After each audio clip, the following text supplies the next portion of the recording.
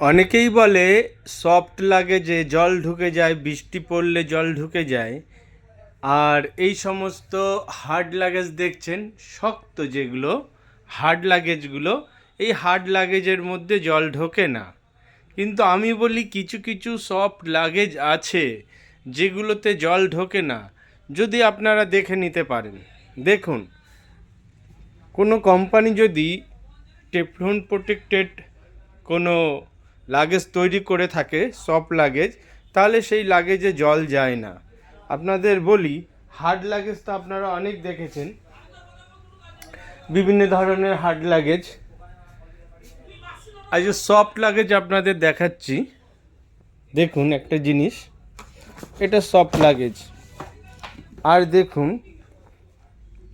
কি সুন্দর Teflon protected করেছে কোম্পানি। এই দেখুন, এই দেখুন,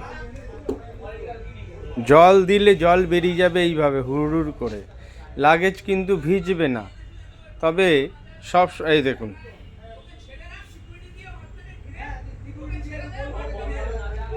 এই দেখুন, এই দেখুন কিভাবে জলগুলো কচু পাতায় বা কলা পাতার উপরে জল পড়লে যেভাবে থাকে, ঠিক ওইভাবে দেখুন রোল করছে। এই দেখুন, আর এই দেখুন, একটু জলের চিহ্ন পাবেন না, যেমন ড্রাই সেরকম ড্রাই আছে। তবে দেখে নিতে হবে লাগেজটা যেন টেফলন প্রোটেক্টেড থাকে, এরকম।